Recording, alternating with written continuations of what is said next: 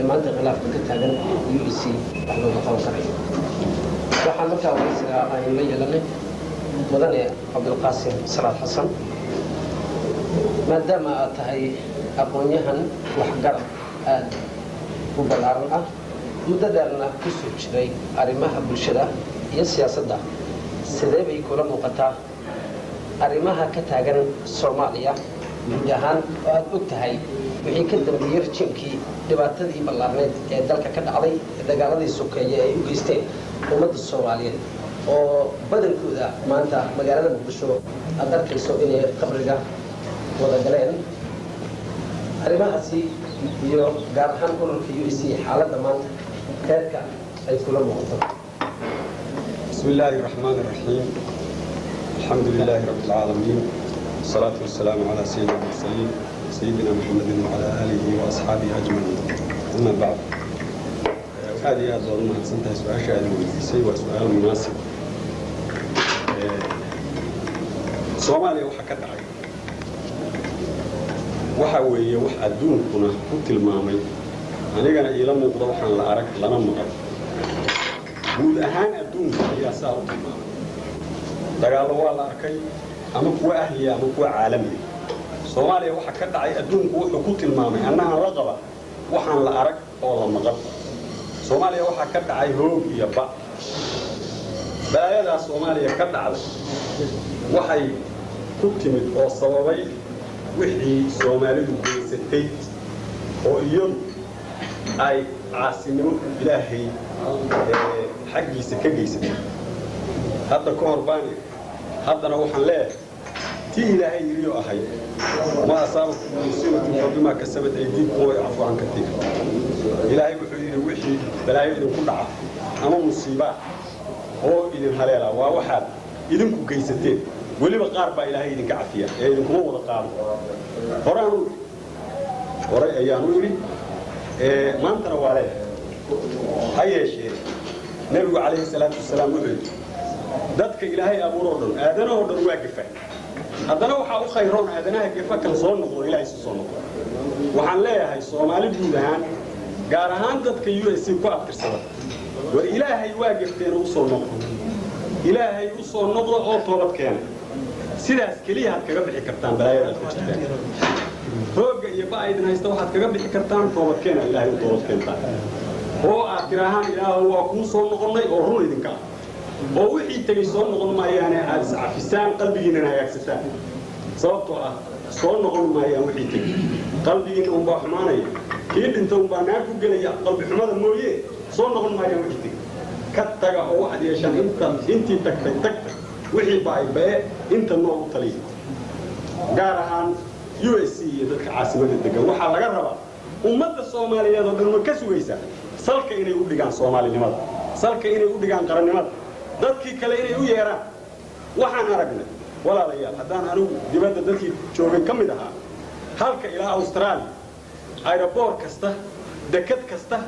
meel kastoo tariin maro dad Soomaaliya ku xiran oo ku baabaasan caruur dumar dhalinyaro meel walba waa lagu hayaa maydka Soomaaliyeed wuxuu yaalaa badda Hindiya la yiraahdo ilaa badda casba maydka Soomaaliyeed yaala oo doon kula qalbin dulligaas maanta ummadda Soomaaliyeed haysta Ilaahay oo loo toobad keeno taqwado la hagaajiyo iyo dadka caasimadan degan UEC oo tala inta keena ayaguna heshiiya ummadda Soomaaliyeed ugu baaqay heshiis ayaa laga bixi karaa waxaan marka anigu ku talinaya nabad adaa ku nool iyadoo nabad la'aan isdilid isufaanid isfarasaad isutooq qabyaalad wixii ay nagu fashay waa arag waxay curyaamisay waxay dishay waxay burbursay waa arag armaanta Ilaahay aan toobad keenay nin baa yiri baa leeyahay armaanta aan Ilaahay ka dhigana mid laga sheego maanta waxaan leeyahay UEC Ilaahay wajigiisa idinku weydiisanaya nabiguna wuxuu yiri calayhi salaatu wasalaam dad waxa ugu bakhaylsan qofka Ilaahay magaciisa wax lagu weydiisto laga waayo magaca Ilaahay waxaan idinku weydiisanaya toobad keeno Ilaahay horta u toobad keeno iscafiya heshiiya Soomaali ugu baaq qarannimo isticmaar bay qarka u saaran qarka waxay u saaran tahay in dib loo gumaysto كباتشية دي بقوميس الصومالي كباتشية المهد إني كريستامان كباتشية دين تود إن لا صار كباتشية أنت صور واحد كباتشين كتر إنكم ولا لوبة وما الصومالية نوبال إلهي وحن كرتين هي إنه تطاير قاسي مدن عبد القاسم أديكوا أدوم أرسل إسلامك أنا إنه فسر سيدي بعد ذلك الصومالية كدعضي وحين كور قبنا إن دولتكم الجار كاهي أي كوبا باي شروينا قرن إلا الصمايو أرنت سيادة هي أديكوا سيدي كل وقت أنا وحياتها مدن هذا الهاوية مركز ذاتك USC ولا شيء ويكون بعد كلام شروينا قرن والله إيمان هي وحبا يوم كوبا قنبه ومد الصومالية إيمانيس ومد الصومالية وهو إيمانيس ترتيبتي أي وحب السنة لها مركي وهي وحلا يسجلها لي هي ومد الصومالية من الوقوي إلى هاي حدود كينيا أنت بالقمع هاي سجلتها هي الكلام هاي شيء ينبان لها مركور USC هاي شيء سو مركز أيام ومد الصومالية أيوه الكلام وأنا هو اللي راني سامركي والله إيماني ومد الصومالية واربطة وإحنا برضو بعدها USC waxay ka sugaysaa iyaduna inay heshiiso nabadna ay ugu baahan mudane Cabdulqaasim ururka USC isaga oo aan heshiiska ka maqlayn haddana cid heshiisiinaysa ma noo sheegi kartaa mar haddii idinkii aad ku dhex jirtaan arrintaas mowqifkana uu yahay lama huraan in la gaaro shirweyne qaran la helo shacbigana uu midoobo arrintaasi sidee baad adiga raay ahaan barki karaysaa in ururku ku heshiin karo ururku wuxuu ku heshiin karaa aniga aragtidayda caqliga oo taliya talada qoriga laga baxo ayadoo la isu hogaansamo ayadoo la isqadariyo ayadoo la walaaloobo ayadoo ilaahay loo noqo heshiisku saasuu ku imaan karaa wax garad waa leedahay USC aqoonyahan bay leedahay siyaasiyiin intii dalku xor ahaa iyo ka hor xorriyadaba raggii soo dhaliyay ayaa ku jira xorriyada raggii keenay ayaa USC ka mid ilaa maanta intii xukun soo jiraysay dalka intii wax ka wadi jirtana waa ku jirtaa intaas iyo aqoonyahankeeda iyo culamaa diinkeeda iyo odayaasheeda iyo gabdhaheeda markay iskaashadaan oo caqligu taliyo nabadna waa la heli shirweynana waa la qaban Soomaaliyuna insha Allah way soo waxaa jirta in dhibaatada faraha badan ee dadka haysata ay ka mid tahay qoryaha lala dhaxmarayo magaalooyinka qaarkood taasoo masiibo ku noqotay bulshada inay si xor u adeegtaan haddaba jimciyada qormaha ka dhaxaysa ayaa waxa ay waday dadaal weyn oo ay ciidamada dalka Soomaaliya la keenay ay noqdaan kuwa ka soo dhalaala waajibkaas loo xil saaray iyadoo haatan taasi ay si laba kaclaysay ayaa waxa soo baxay Kongareeska Mareykanku in asaguna uu soo dirayo ciidamo Mareykan ah arrintaasi fikradaadu sidee bay ku noqotaa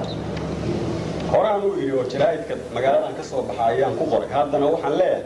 haddaa tashan weydo waa lagu talin haddaa USC tashan weydo waa lagu talin haddana waxay maraysaa in lagu taliyo saad adigu rabtayna laguma talin doono ee sidii la rabaa lagu talin doono aad baad u mahadsantahay Cabdulqaasim Salaad Xasan Axmed Rable oo ah odayaasha waaweyn ee kaalinta weyn ka soo qaatay taabagalka socodka adeeg ee bulshada iyo rajimkii bare isagoo ku jiray sidii shacabka Soomaaliyeed ay u midoobi lahayd mudane Cusmaan Dhawaan ayuu ku soo laabtay magaalada tan Muqdisho waxa markaas inoo suurta gashay inaynu balwar wax ka weydiino in uu tafaasiil naga siiyo dib u heshiisiinta ururka USC ee maanta uu asagoo kaalin ka qaadanayo iyadoo aynu ognahay ururka dagaaladii dhex maray magaalada tan Muqdisho ay soo jiideen dhibaatooyin fara badan arrimahaas isagoo ka hadlayna mudane Cusmaan Axmed Rable waa leeyahay أعوذ بالله من الشيطان الرجيم بسم الله الرحمن الرحيم waxaan maraynahay hadalkaasi isaga walaalkay hadiina Cabdulqaasim Salaad Xasan yaaba ka jawaabay intuu sheegay inay kifaayatay ila tahay laakiin maadaama had idinku jeclaysateen ragga saxaafada inaan aniguna dhaado kaliya ay u baahan tahay maaha wax kale u baahan tahay ma jiro meesha tan dagaal xal ma noqdo wiilaa ku dhinta maaha kuma dhasho xalka waxay wuxuu ku iman karaa in caqliga la kulmiyo in qalabka dhacay la saxo maskaxda way shaqayso aqoonyahanka iyo xurmaadiinka iyo dhalinyarada oo haddii la gurooyaa ah muxuu ahaay mutacalimiinta iyo khiyaartiga odayaasha intaba inay maskaxdoodii inta ku noqdaan dhibaatadana soo food saartay siduu u sheegay cabdiqaasim amase idinku laftiina ragga saxaafada aad u soo qaateen maadaama dhibaatadii muddo badan ay badatay socotay ay gaartay in rag xoog leh oo haddii inay sheegaan in dhalkii la keeno waxaa loo baahan yahay iyadoon gadaal loo dhigo takhiirna la tuufin si degdega shir degdega inta laysu yimaado markay dadkaas yimaadeen iyadoo isku mid u yihiin dadkaan haddii ila walaalaha ah oo khilaafka dhex galay oo haddii ila kura xisbina isku hay qara ahalna inay heshiiyaan oo haddii ilaahay kuu roon yahay ay ku jawaabaan dadka imanayo iyagoo raayigooda iyo maskaxdooda iyo murqooda intaba mid uu yahay oo meelna ay ku kala weersaneen in hal jawaaba ay isla siiyaan midnimadoodana ay tusaan khilaafkii shalay oo ay dhexdooda ku jiraan xaridalay ka dhigaan muxuu ahaa waxa dhallinyarada tan hubka haysato ama isbaarada jidadka dhiganaysana meesha ay ka tiraan intaan ninna imaanin dad ajnabi intayna imaanin inay tirtiraan soo ay magaalada xamar ay ku furanto midnimo haddii la kureeyey gacaltooye iyo walaalnimo ay ka shaqeeyaan laakiin waxaa shaqadaas keeni karo dadka walaalaha oo xoogaa kala booday oo degdeg haddii ilaahay kuro isugu tagaa oo xusuustaa mixil inshaa la yidhi aan waxi dhacay aan xusuusan ee ka soo naqdaa sida aayadda qur'aanka ay sheegtay oo haddii la kuro tafsiirka uu sheegay fasiraadda ay sheegtay diinta xaggeeda ay xalidhali ka dhigaan wixii dhacay adduunyo cusub ay dhaliyaan mid ay ka noqdaan iyadaas xal nabadeedna ay ku raadiyaan xabad haddii ilaahay kuu rooya waxba nabad keeni mayse xal nabadeed haddii la kuu rooya ayatiinkooda iyo taladooda iyo xoogooda ay isugu geeyaan iyadaasay haddii ilaahay kuu rooya ku imaan kartaa waa sidii mudane waxa weeyaan mawqifka adigu aad leedahay ee ururka ku wajahnay dhab ahaan sidee buu ugu hirgeli karayaa in la gaaro xal weyn oo Soomaaliyeed iyadoo aan hadal waxba tarin waa fiican tahay warkaaga iyadaas wuxuu keeni karaa haddii marba niyadu ay daacad tahay labada jaho ay diin lagu rooyahay qalbigooda hore u dhacay ay ka tiraan midnimadooda haddii ilaahay kuu rooyahay inay raadiyaan ay doonaan labada dhinac 5 iyo 10 iyo 5 iyo 10 guddiga laysaga keeno ay u fadhiistaan wax waliba waa toosahayaanaan qabo وانا ربط شيء إنه وليسنا مدن عبد الله أحمد عدو مدن عبد الله سيدا لسعته وحد لسعته إلا يشكي جبوتي وحي كذب بيجمع إن شعب السؤال فوقها من عجي إن دولة داسي شركة جبوتي لو وضعت يقول رضا USC بالاش هو تجمع أي نقدان قوة كسر على وجه كي أو كاسين وفري هذا أريمة حاسي maxaa ka dambeeyay su'aashu jawaabtu waxa weeye waxa ka dambeeyay in dagaal sokay ay bilowdaan taasina ay keento in lagu hoobto hadaba adigu Cabdullaahi ahaan sidee kula muuqataa Ali Mahdi iyo Cindi yar ilaa laba qof kama qoslisay sida lagu xalin karaa inta bismillah حاول هرتا إلهي توفيق أنه وفجيو هدي إلهي ذلك النقطين نجا تما نجا أي نقط يقلب فرني والنوادي واحد اسمه نوان واحد اسمه إلهي نتاهنا بدو بحاول عالم هذه عيدي والله بنو وراء والله بنو وضع الشيء والله بنو هل تبيني كسوي شيء وحى ماشي هنكذا عي بربر بابا ومقطع هلاجنتي وحاسين وحوية وحرباني إلهي حقيسة وكقرها نما أنتي سجلين وعلود وجوتا نما أنتي سجلين مدة مريو وحن إلهي وسن إدمن سامس وحساتين مدة عيا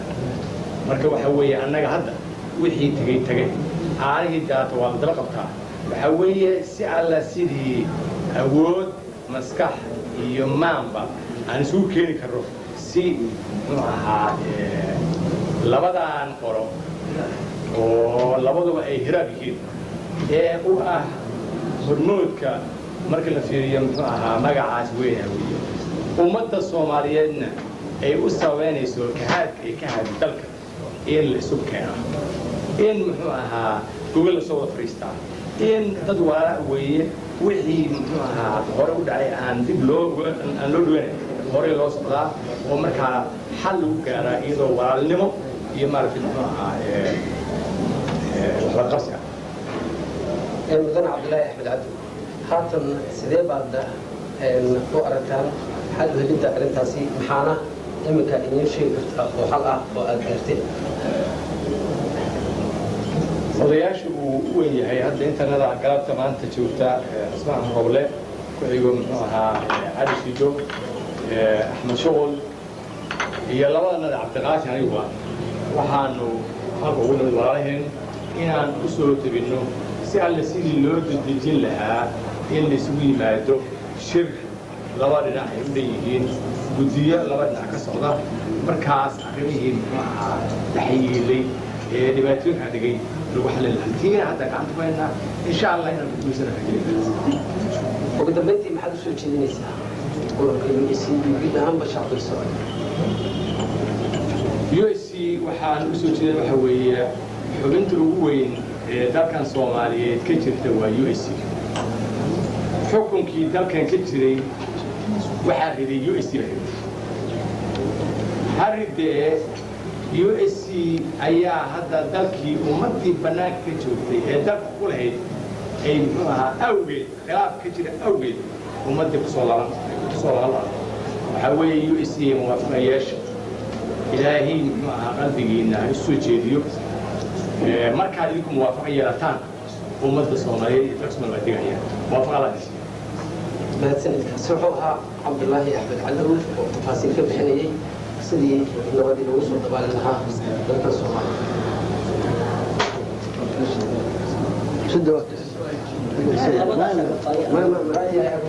waa ka bixinayaa Cabdullaahi wuxuu yani wuxuu iska heshiinayay cabdi wuxuu ka mid ahaa raggii wafdigii balaarnaa ee ka qaybgalay shirkii Djibouti ka dhacay haddaba wafdigaasi shirkaasi Djibouti ka dhacay ee aadeen markii ugu horeysaba waxaan ka codsanayaa inaad ii sheegto wax ogolaasho ma ka haysateen ciidin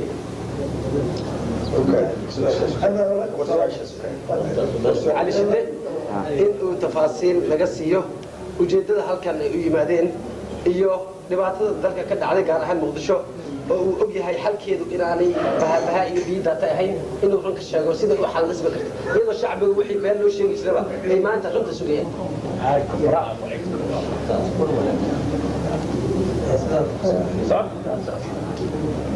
وصل بسم الله الرحمن الرحيم waxay la tahay in waliba uu yahay dhibaatada maanta Soomaaliya soo gaartay soo gaaray ba iyo hoggaansato soo gaartay marka waxaas yani Soomaaliya ku dhacay haddii aan laga gaarin heshiis degdeg ah wax ka daran oo dhibaato ay soo fool saarto Soomaaliya marka asaan ognahay waxaa socda wada hadal iyo heshiisyo iyo is-afgarad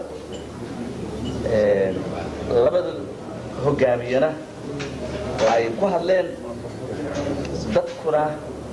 ay doonayaan in xal laga gaaro guddiyaal waxaan ognahay inay diyaar yihiin muddo dhow dheerayna waxaan rajaynaynaa inay isku yimaadaan labada guddoomiyana la isku keeno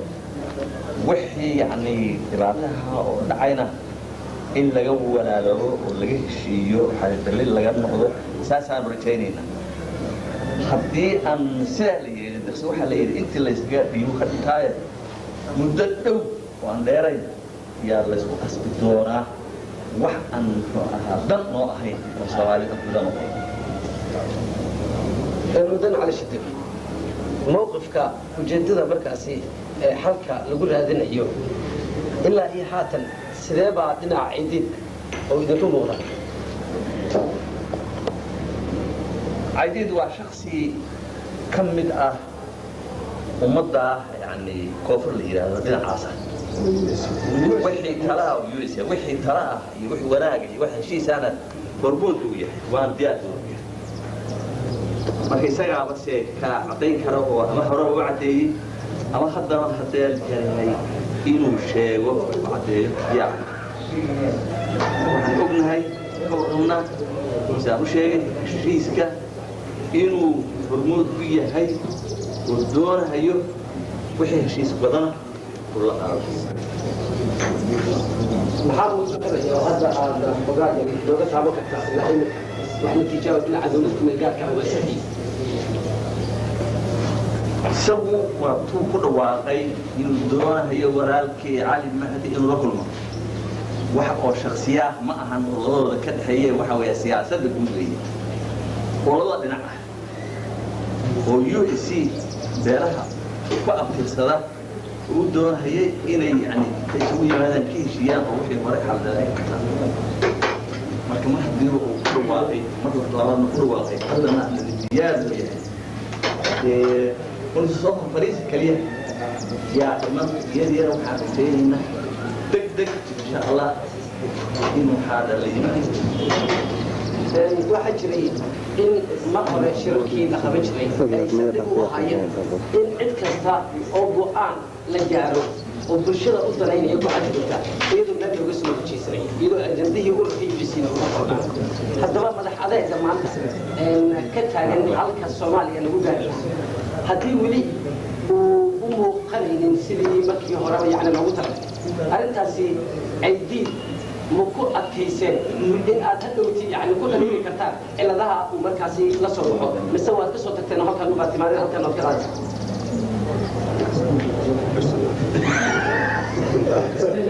arrintaas ka sax waa codsanaa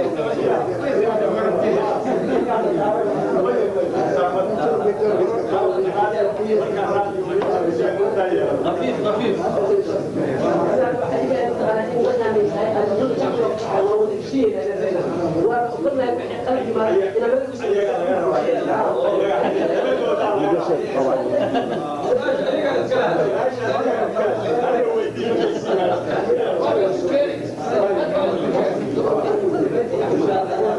jecelahay in xal loo gaaro iyo qaabka uu markaas bulshada kula daarmay arrintaasi isagoo ka hadlaya ama shaqlo